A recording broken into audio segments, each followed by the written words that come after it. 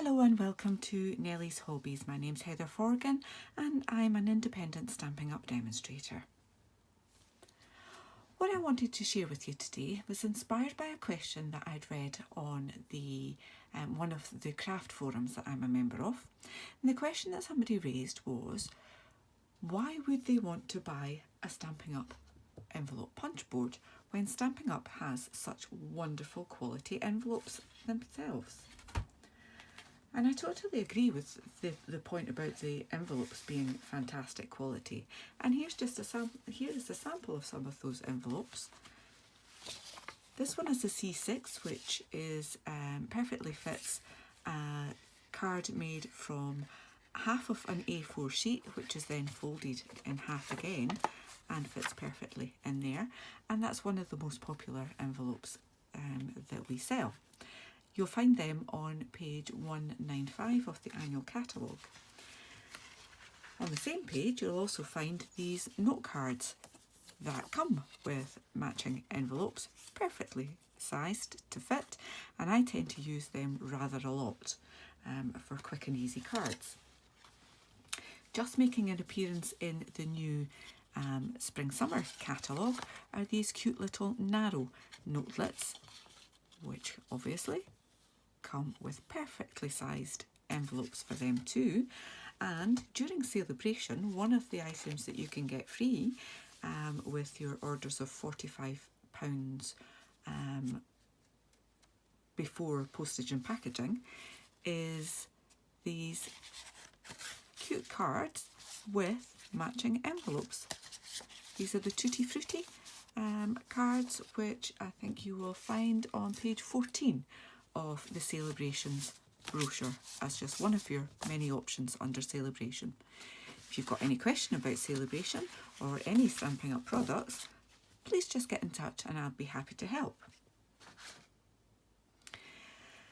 So when would you use the envelope punch board? Well, personally I use it for making envelopes, sometimes using designer series paper to coordinate with a card, or more often it's because the card that I've made is to fit a particular stamp and a layout that I really wanted, and then in the end the card is not a standard size, so I make my own envelopes to cope with that. But the comments that were on that post about it not just being for envelopes is also perfectly true. So what else can you make? I've shared a few things on my Facebook page, Nellie's Hobbies, recently. One of them is this little cracker, because crackers are not just for Christmas, and these ones contain some little chocolate treats in there as well, and that was made using the envelope punch board. One of the other things that I shared was this tea bag envelope. It is just an envelope but has a little tea bag inside it instead of a card, just as a cute little why don't you treat yourself gift. You can also use the envelope punch board for making things like this, just a little bit of rick-rack type trim that you could use on a card or on a box, anything like that.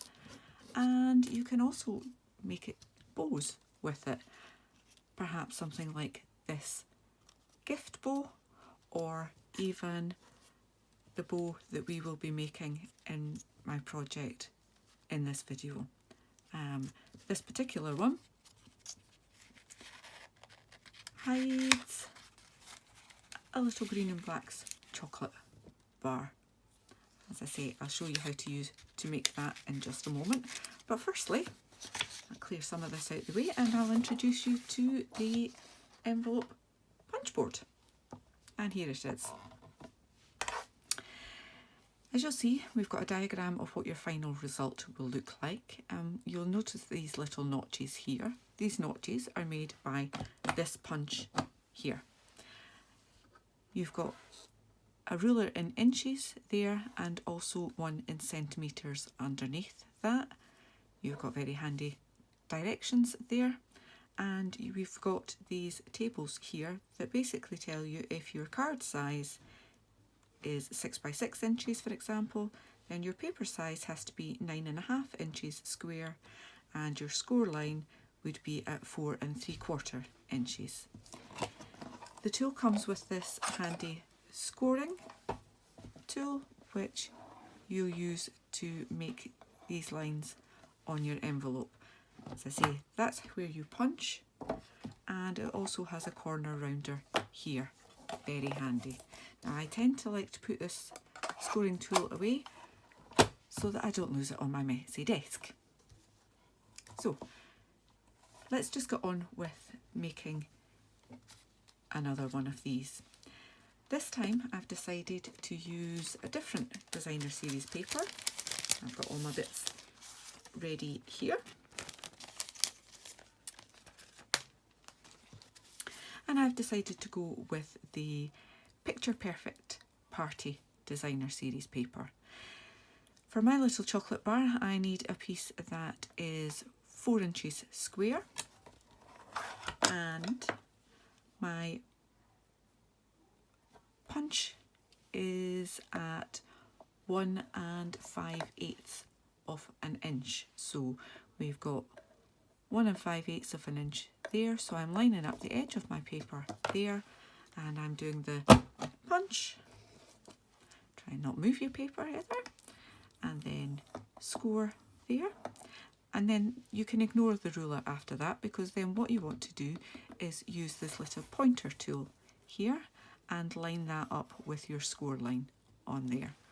Got that lined up, punch, score, turn it, line it up, punch, score, turn it, line that up, punch and score.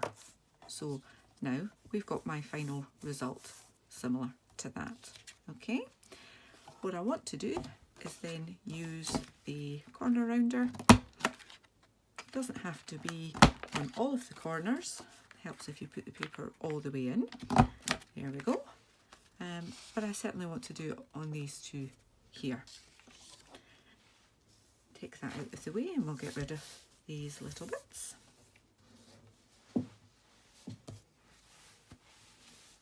Now the handy thing about this tool is that you can also use it like a bone folder to just burnish those lines.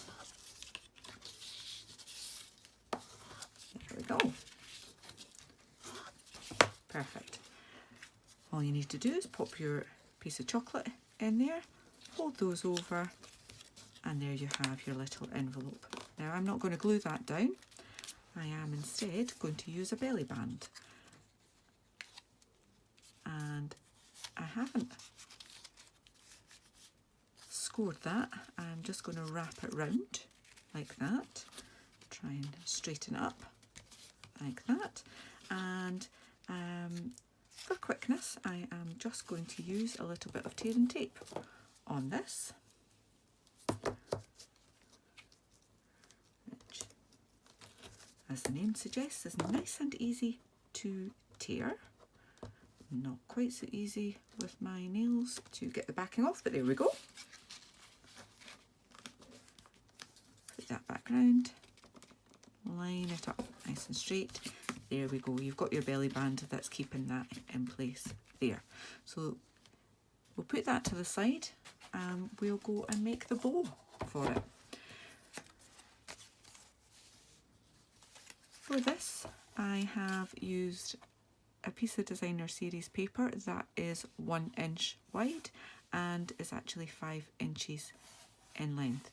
What I want to do is line up the edge so that I am going to notch out exactly in the middle. So I'm lining up at 2.5, punch, flip it over, line it back up at 2.5, and then you've got that sort of middle part of your bow there.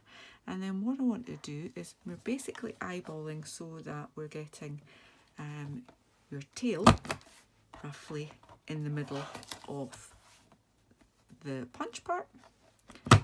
Do that on both sides, nice and quickly, and then you've got your tails there. Again, using this as your bone folder, just gently curl that so that it will take a nice bow shape when we're ready to glue it together like that. Okay, but we need the bottom part of the bow as well. This one, again, same width, 1 inch, but this time is just 3 inches long. Again, in the middle, I've lined up at 1.5. Turn it round, 1.5, and then this time you want to put it in at the short end. So again, we're trying to get that roughly in the middle, doesn't have to be perfect. Punch that, same again, and you've got your tails for your bow. And we'll just get the little bits out of the way. Now, to put this together, I tend to prefer to use glue dots. They're just nice and clean and easy. So one on the underside there, and I'm just lining that up so that we've got these edges nice and neat there. One on this tail to do the same. There we go. I then want to put one right in the middle there. And it doesn't matter if, like me, you've got a little bit of an overlap there. So we want to put that in the middle of that one. And then we take a little bit of the designer series paper, or you could use the contrasting lemon lime twist card to simply wrap that round. And then, forgot to get my snips out. There we go.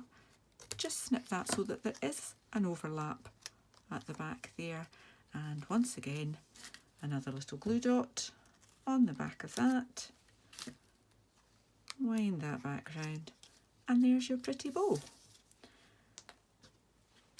And again, I'm just going to use glue dots to put a bit on that tail and a bit on that tail, and that's enough to keep that nice and secure. Line it up, press it down, and there's your little chocolate treat. Beautiful. I hope you've enjoyed that quick introduction to the envelope punch board and my little project for you today. I'd love to hear from you, so please take a moment to leave a comment, and until next time, happy crafting. Bye.